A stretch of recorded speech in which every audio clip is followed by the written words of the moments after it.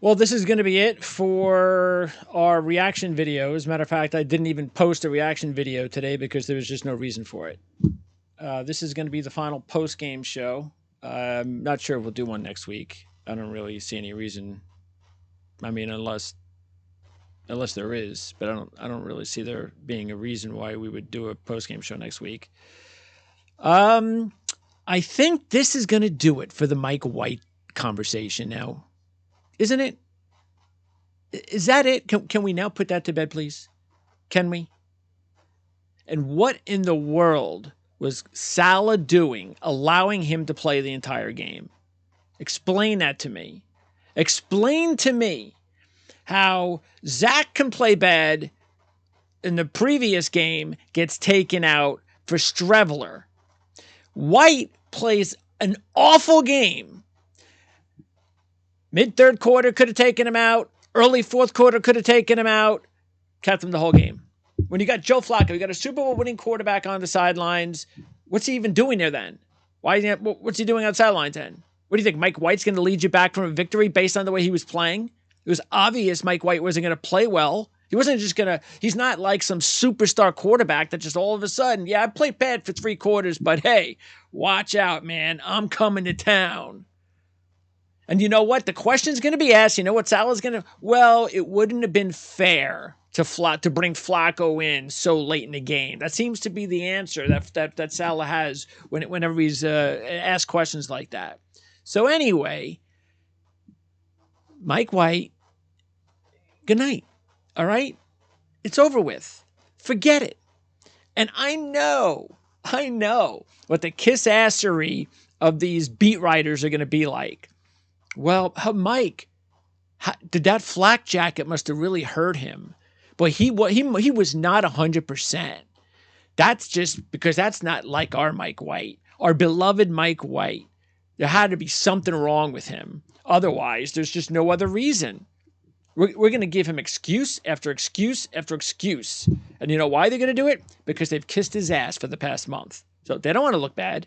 So they're going to go ahead. Sure, you'll see a line or two. He has to be better.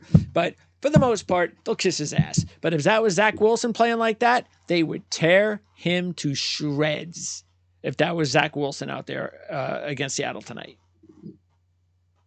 An absolute embarrassment. So if anything was accomplished, 2 things could have been accomplished with this loss today. 1, enough of this Mike White crap. All right? Enough. I said it before. I have no problem with Mike White being, a long-time Jet backup. I think he could be a really good number 2 quarterback. You need good number 2 quarterbacks. Fine. No problem. Enough of this nonsense with him as some miraculous starting quarterback. All right, that's another thing. All right, let's get that out of the way. Now, I want to talk about this other stuff about how these ridiculous reports that are being thrown out there about, Zach is done with the Jets. And I got some people that are actually Derek Carr is available, and we got some of these writers talking about where could Derek Carr go? Oh, the New York Jets. That'll be a place that Derek Carr could go. Are you insane? Are you absolutely insane? The only way the Jets are acquiring someone like Derek Carr is if they're going to get rid of Mike White.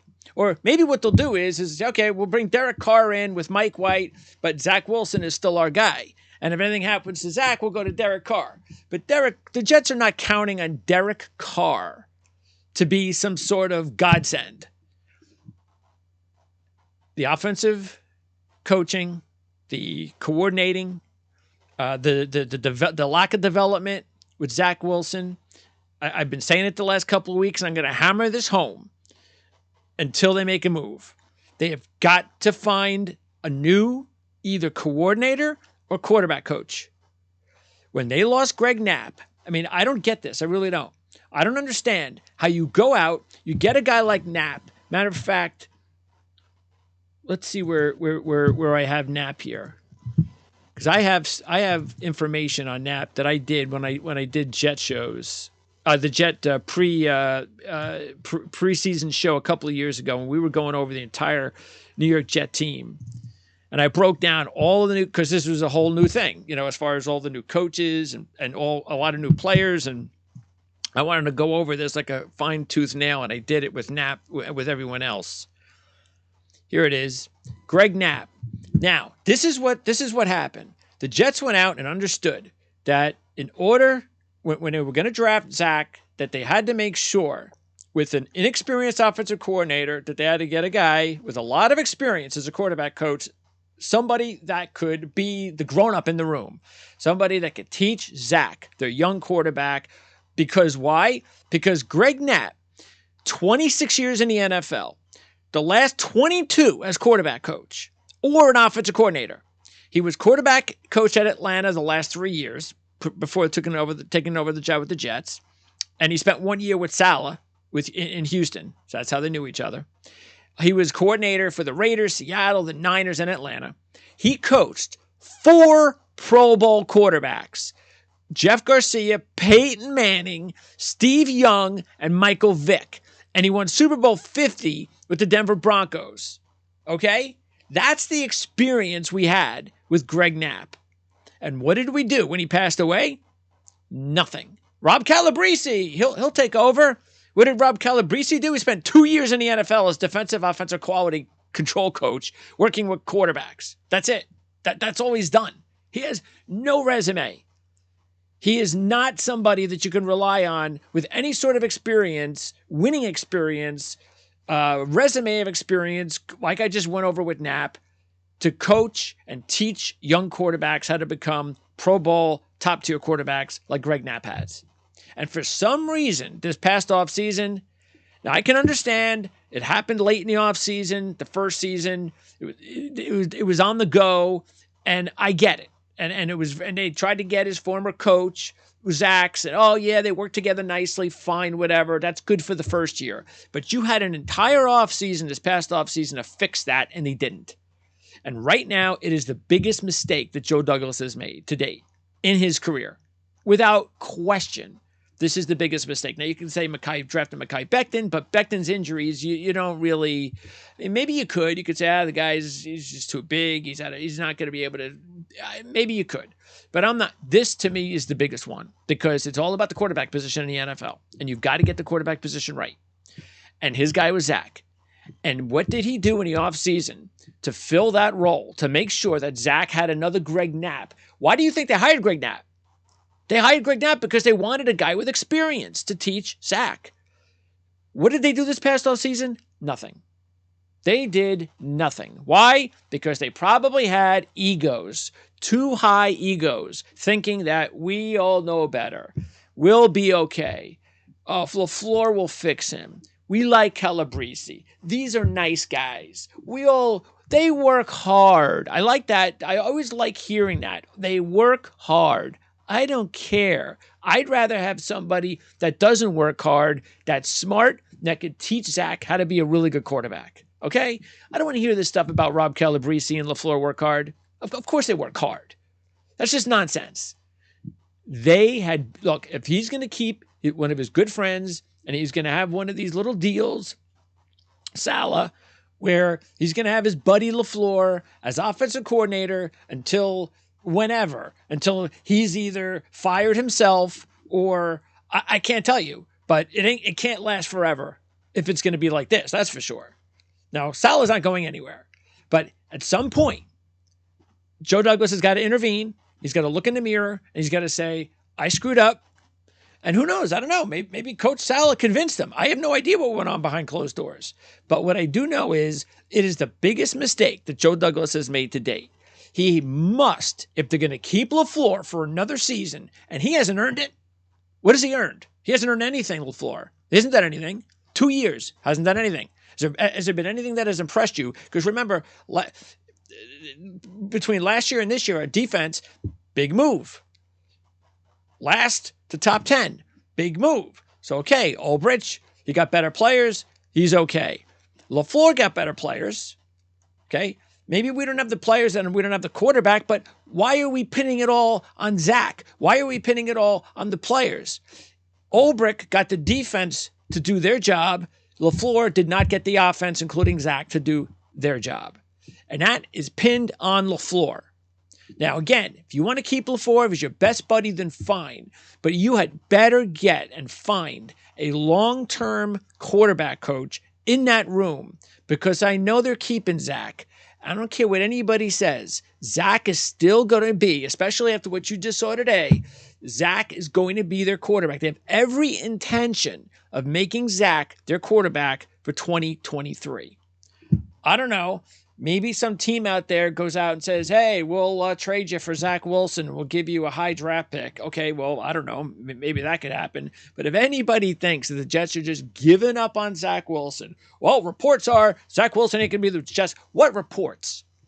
Who has said that Zach Wilson isn't going to be with the Jets next year? Reporters.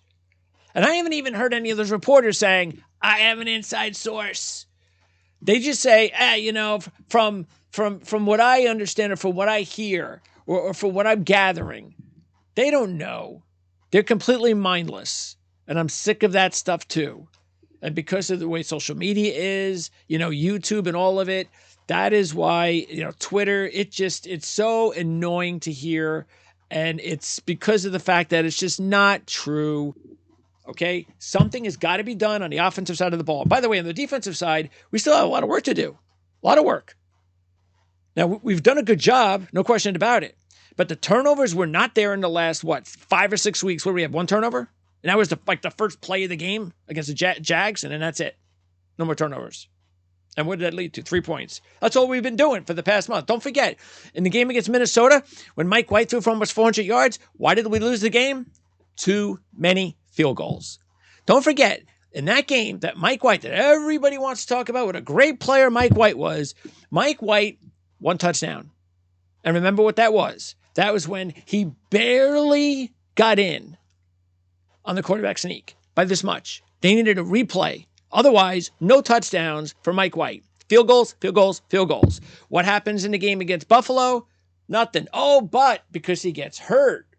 Because like he just did, right? You see this? See this thing right here? See this video right here? Nope, not that. That's my. Let's not get that. Let's put that back. Where is it? Where's my? Let's bring that back here. See this? See this guy right here? See the hit he took?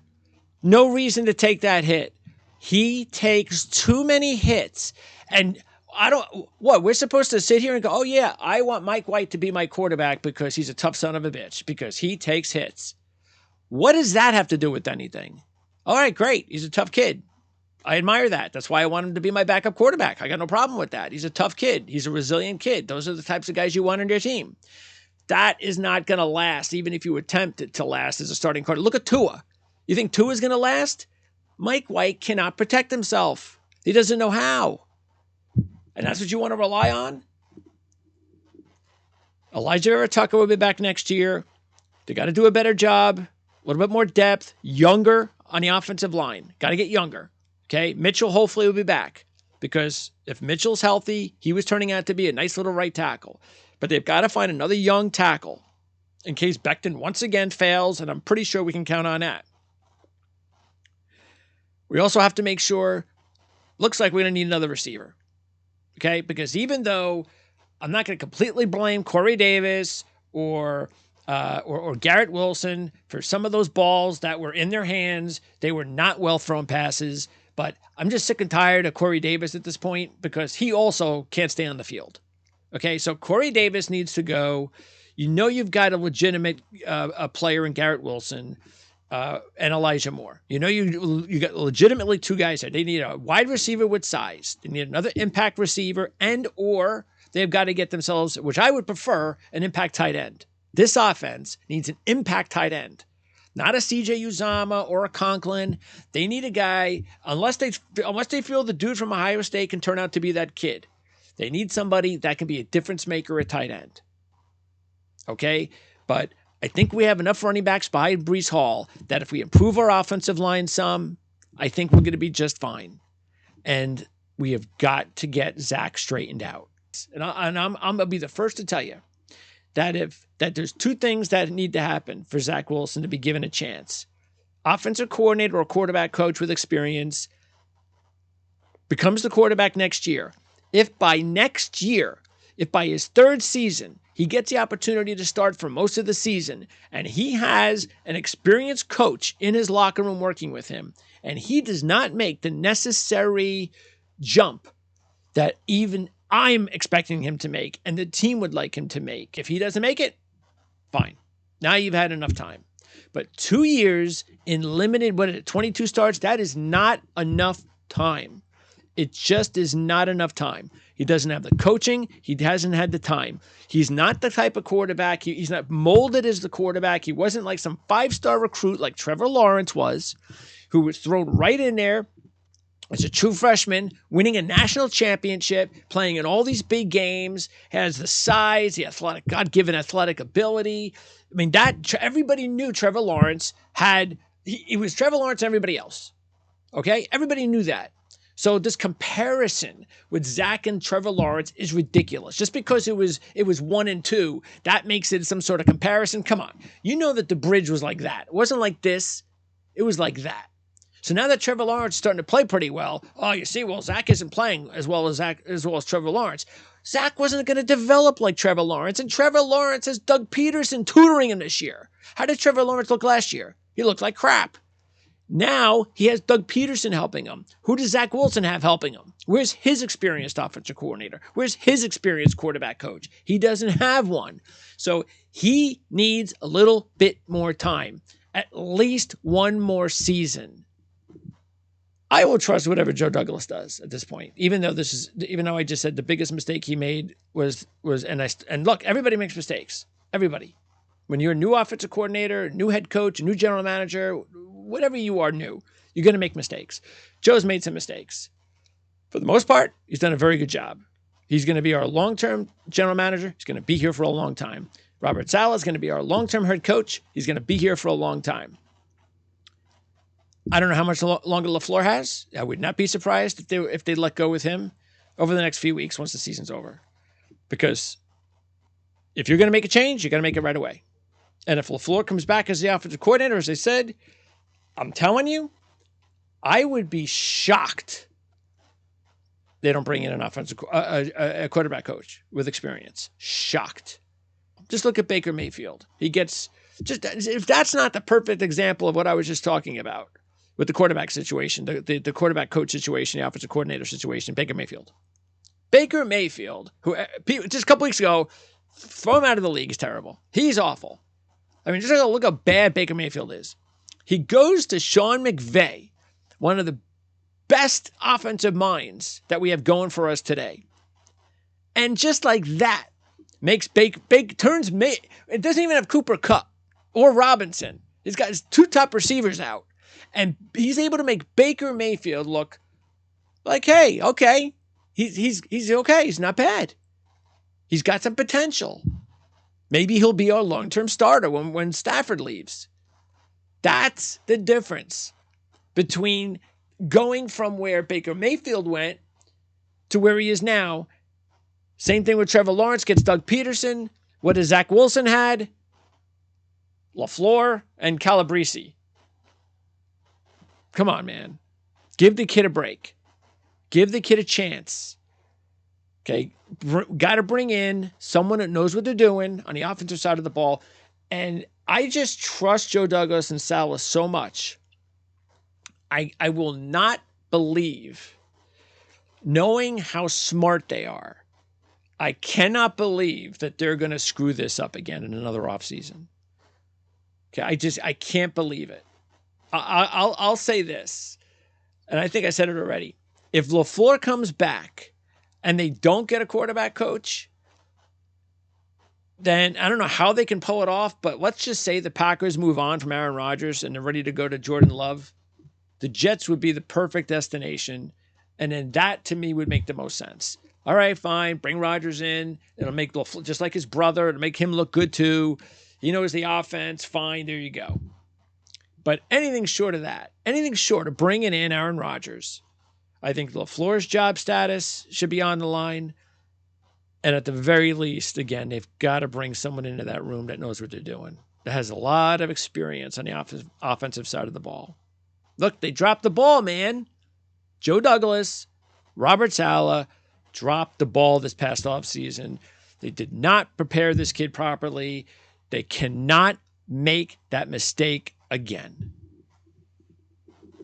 And we're going to have more than enough time to talk about the draft. We'll start doing that soon. Matter of fact, our RLAD shows, we're going to be doing that. The draft shows, we've already started them. Dave Syvertson from RLEDs.com, the lead scout. We've been doing shows already. They're on the channel. We're going to continue to do that all the way through to the draft at the end of April. And we are going to be doing defense. We have the offensive early rankings up. Defensive rankings are coming up in a couple of weeks. Then we go, I believe after that, I think we're going to do an early mock draft, like a first mock draft. But at some point in there, we're also going to be going right into early team needs. So by the end of January, we're going to start. So the Jets will be one of those teams, the teams that are not in the postseason will attack first. So we'll put it on the depth chart on the RLEDs.com New York Jets depth chart. We'll have an early top needs. And then we'll start with videos, team videos, quick little, what are the team needs, and especially the players. As far as, okay, like let's say we think the Jets top need. Let's say it's an offensive tackle. Look, I don't know what they're going to do at linebacker. I mean, they love C.J. Mosley. And look, if they want to keep C.J. Mosley at a nice price, fine. But he needs help. You cannot go again with this defense, with Quincy Williams and Quan Alexander, and those are your linebackers. That cannot continue. If you're going to keep CJ, you've got to throw someone else into that middle of that defense. As I said before, it's got to be some sort of hybrid safety linebacker type. So that's going to be an important position on this team that needs to be taken care of. And then everything else, I think this offseason, it's got to be about the offense because it's about Zach. You've got to make sure that he has everything that he needs to succeed, because if he doesn't succeed in year 3, then it's pretty much over. So what you have to do is you have to attack that offensive line some more. You've got to go out and get him another weapon or two. Again, receiver, wide receiver, big guy, tight end. And then you can start worrying about some of the other things on defense, because you can win on defense with what you have. Okay, you would expect Jermaine Johnson's going to take a bigger leap next season, which we need. You hope that Carl Lawson takes a big step next year. You know, you just hope that he's one of these guys that needs a full year to come back from the injury.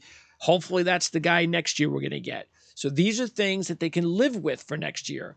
But if and Joe Douglas, offensive line guy, he has got to bring in at least 2 more quality impact linemen, as well as another impact receiver or 2. He does that. He brings an experienced offensive coordinator or quarterback coach, and then you just go at it with Zach, and you hope that that third year with as much protection and Breece Hall comes back, thank goodness. Remember, I said this a few months back. I said it a month ago. This is not a Super Bowl season. We were able to play games when it counted in December. That's fine. Didn't win any, but at least we played in them. Now the next step is get to the postseason next season. Use what you have up here, Joe. I know he's got it. I've already seen it. Improve that offensive line. He's got to bring in a few more guys up there. Maximum protection for a guy like Zach. Breece Hall running the football again is going to be awesome. Can't wait for that. And then I think we're going to be okay. I really do. But if we don't get Zach straightened out, it's not about Mike White. Okay? No, we are not starting next season with Mike White. That is not happening. Okay? I'd rather have Derek Carr than Mike White. Okay? So no Mike White. And it's Derek Carr ain't coming here. So I don't know what they're going to do as far as the quarterback room. I don't know if they're going to go back and it's going to be Zach and Mike and Flacco another year. Maybe it's time for Flacco to retire. I have no idea. Flacco says he doesn't want to retire. Maybe the whole quarterback room comes back the same. Could happen. Or maybe the Jets move on from Flacco and they make a deal with another veteran, somebody that's a little younger than Flacco, to be a competition with Mike White for the backup job, just in case Zach doesn't make it. So we'll start talking about everything that the Jets need to do to improve themselves in the coming weeks. It's over now. The season's over. No more reaction videos. No more post-game shows. I doubt we'll be doing one next week, but we will start to talk about the offseason because it's pretty much already here now for the New York Jets, and at least it wasn't over in October. There's a week to go in the regular season, and that's it. Usually we have to wait 2 months, and we're talking about draft picks. Now it's 1 week, it'll be all over, and we can start talking about the offseason and getting into it and what this team needs to do to be better. And again, I have complete faith, 100% faith in Douglas and Saleh. They're going to fix their mistakes. And a lot of those mistakes are on offense. And if they do trust Zach, okay, if they do trust him, you got to make changes, right? You can't just stand pat. So if you trust Zach, changes have got to be made. And we'll find out what those changes are.